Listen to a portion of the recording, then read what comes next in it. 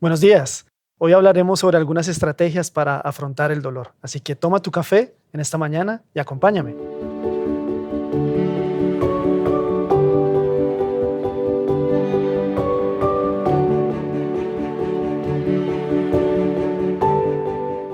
Hace algunos días estuve leyendo la historia de una mujer llamada Joni Eareckson. Esta mujer tiene un testimonio verdaderamente impresionante. A los 14 años conoció a Jesús porque sus papás la llevaron a una iglesia cristiana. En ese momento ella le pidió a Jesús que le ayudara porque ella no iba a ser capaz de cumplir con los mandamientos que estaban en la Biblia. Poco tiempo después, en la secundaria, ella empezó con amistades que la empezaron a alejar un poco, pero ella reconoció que necesitaba realmente la ayuda de Jesús. Entonces habló con Jesús y le pidió que la ayudara, que estuviera con ella. Un día se fue con su hermana para una playa y decidió dar un clavado, un salto al agua, sin darse cuenta que eran aguas poco profundas. Cae de cabeza y se parte la cuarta vértebra de la columna y queda cuadraplégica. En ese momento lo primero que se vino a su cabeza fue esa conversación que tuvo con Jesús y le preguntó: ¿por qué a mí? ¿Por qué yo? ¿Por qué tengo que pasar por esto? No podía mover nada de su cuerpo, ni sus manos, ni sus piernas, y entró en una profunda depresión. Varios intentos de suicidio, y los hermanos de la iglesia a la que sus padres frecuentaban le llevaban la Biblia, le empezaban a leer la palabra, hasta el punto en que se encontró con Jeremías 29:11, que dice: porque yo sé muy bien los planes que tengo para ustedes, afirma el Señor, planes de bienestar y no de calamidad, a fin de darles un futuro y una esperanza. En ese momento, cuando ella tuvo esa palabra, ella se confrontó tan fuertemente que empezó a estudiar la Biblia más profundamente y fue al contexto. Y entendió que Jeremías le estaba escribiendo esta palabra al pueblo de Israel, que salía del exilio con los babilonios, un pueblo que venía de un sufrimiento profundo, de una esclavitud, de ser azotados, de ser llevados a lo más bajo. Y ella entendió en ese momento que la sanidad que ella necesitaba era en su interior, una sanidad espiritual. En ese momento ella empezó a tomar acción y empezó a hacer que sus manos tuvieran un poco de movimiento, se puso unos aparatos y escribió. Hoy Joni ha escrito 48 libros, aprendió a pintar con su boca y muchas de sus pinturas han sido expuestas en museos, en obras de arte, y fundó una organización llamada Joni and Friends. Esta organización ayuda a personas con discapacidad, a personas que necesitan emergencias médicas, refugio, alimentos. Ya lleva muchos años con esto y siempre ha exaltado el nombre de Jesús. La depresión no hizo que ella se rindiera. Hoy quiero preguntarte, querido hermano, querida hermana, ¿cómo afrontas el dolor? ¿Cómo estás haciendo cuando tienes esos momentos de sufrimiento, de aflicción? En la Biblia nos habla de un hombre llamado Jacob. Este hombre, la palabra dice que con ayuda de su hermana, con ayuda de su mamá, perdón, engañó a su hermano Esaú y robó su bendición. Y durante 20 años estuvo lleno de temor, lleno de aflicción, sabiendo que su hermano en algún momento lo iba a encontrar y quizás lo iba a matar. La palabra dice que cuando fue a su encuentro con el hermano, él tuvo tanto temor que envió a su familia primero, envió gente primero y se quedó solo. Y al momento de quedarse solo, lo primero que él hace es levantar una oración al Señor, porque se sentía supremamente afligido.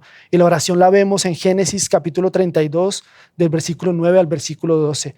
Señor, Dios de mi abuelo Abraham y de mi padre Isaac, que me dijiste que regresara a mi tierra y a mis familiares y que me harías prosperar. Realmente yo, tu siervo, no soy digno de la bondad y fidelidad con que me has privilegiado. Cuando crucé este río Jordán no tenía más que mi bastón, pero ahora he llegado a formar 2 campamentos. Líbrame del poder de mi hermano Esaú, pues tengo miedo de que venga a matarme a mí, a mis madres y a los niños. Tú mismo afirmaste que me harías prosperar y que mis descendientes serían tan numerosos como la arena del mar, que no se puede contar. En los momentos de angustia, ahí es donde debemos entrar en intimidad con el Señor, una intimidad profunda, y levantar nuestra voz de oración en súplica y en ruego, una oración genuina, así como lo hizo Jacob. Antes del encuentro con su hermano, Jacob planeó muchas cosas. Le quería llevar regalos, quería que los niños estuvieran por delante para que así apaciguar la ira o la rabia que pensaba que su hermano iba a tener. Y la palabra dice que en el transcurso de la noche luchó con un hombre hasta el amanecer. Génesis 32, del 25 al 29 nos dice: cuando ese hombre se dio cuenta de que no podía vencer a Jacob, lo tocó en la coyuntura de la cadera y ésta se dislocó mientras luchaban. Entonces el hombre le dijo: suéltame, que ya está por amanecer. No te soltaré hasta que me bendigas, respondió Jacob. ¿Cómo te llamas?, le preguntó el hombre. Me llamo Jacob, respondió. Entonces el hombre le dijo, ya no te llamarás Jacob, sino Israel, porque has luchado con Dios y con los hombres y has vencido. Si un hombre fuerte, humano, nos llega a golpear, el dolor sería intenso, sería muy irresistible. A Jacob lo tocó un ángel. Sabemos que es un ángel porque el profeta Oseas nos lo menciona de esa manera. Y con ese toque dislocó su coyuntura. Y a pesar del dolor, a pesar de que su pierna estaba rota completamente, él se aferró fervientemente a este ángel. Es tiempo, hermanos, de que en medio del dolor, en medio del sufrimiento, de la angustia, nos aferremos a la palabra del Señor, nos aferremos a lo que Dios tiene para nosotros, nos aferremos hasta no soltar esa bendición, ese propósito que Dios ya tiene establecido plenamente en nuestras vidas. Otro hombre en la palabra también que sufrió un momento de angustia, un momento de debilidad, fue el profeta Elías, un hombre ungido por Dios. Este hombre fue levantado para ponerse a un malvado rey y para traer un avivamiento a la tierra. Se enfrenta con 400 profetas de un falso rey llamado Baal y le pide a Dios que envíe fuego para que consuma el holocausto que estaba allí. Dios envía fuego y le hace ver su poder, la manifestación de su gloria. Pero cuando Jezabel, la esposa de este rey, se entera, lo amenaza de muerte. Y Elías entra en depresión, una depresión profunda al saber que iba a morir. Entonces, Elías habla con el Señor. Primera de Reyes 19:4-9 dice, se fue por el desierto un día de camino y vino y se sentó debajo de un enebro. Y deseando morirse dijo, basta ya, oh Jehová, quítame la vida, pues no soy yo mejor que mis padres. Y echándose debajo del enebro se quedó dormido. Y aquí luego un ángel le tocó y le dijo, levántate, come. Entonces él miró y aquí a su cabecera una torta cocida sobre las ascuas y una vasija de agua. Y comió y bebió y volvió a dormirse. Y volviendo el ángel de Jehová la segunda vez, le tocó diciendo, levántate y come, porque largo camino te resta. Se levantó pues y comió y bebió y fortalecido con aquella comida caminó 40 días y 40 noches hasta Horeb, el monte de Dios. Cuando te sientas deprimido, cuando te sientas derrotado, tienes que saber que Dios está contigo. Jesús se presenta, te da de comer, te levanta, te envía. Solamente necesitas esforzarte, solamente necesitas ser valiente. En el versículo 15 de esa misma palabra, Dios le pregunta a Elías, ¿qué haces aquí, Elías? Ve, vuélvete por tu camino, por el desierto de Damasco, y llegarás y ungirás a Hazael por rey de Siria.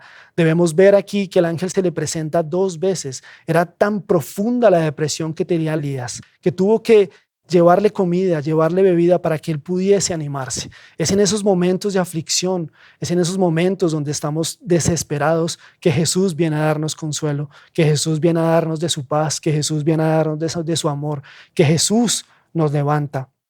Cuando Juan el Bautista estaba encarcelado, él escuchó de el maestro de Jesús que estaba predicando y envía a 2 de sus discípulos para que realmente confirmen si él era Jesús. Jesús le responde con una palabra de Isaías y ellos se devuelven a decirle esta palabra.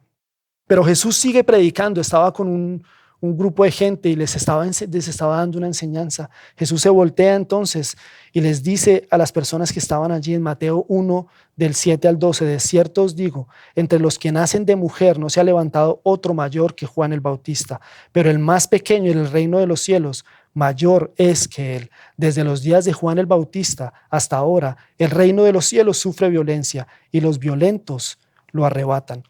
La palabra violento viene del griego biatsa, que significa esforzado, valiente, firme. Otra versión, la versión de la Nueva Versión Internacional, dice, desde los días de Juan el Bautista hasta ahora, el reino de los cielos ha venido avanzando contra viento y marea, y los que se esfuerzan logran aferrarse a él. En el mundo espiritual siempre hay oposición. El enemigo quiere que nosotros nos sintamos así, nos sintamos derrotados, nos sintamos afligidos, nos sintamos con dolor, pero es necesario que nos esforcemos, es necesario que busquemos del Señor en todo tiempo, es necesario que nos pongamos esa armadura que nos habla el apóstol Pablo en la carta a los Efesios y que estemos batallando todo el tiempo, sobre todo en los tiempos de sufrimiento, porque el dolor no puede detenernos.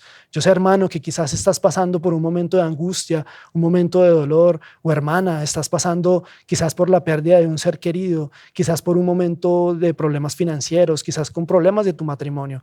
Quiero que sepas, y el Señor te dice hoy, que Él está siempre contigo, que Él nunca te va a abandonar, que siempre desde el momento en que tú naciste, Él ya sabe los propósitos que tiene establecidos para ti.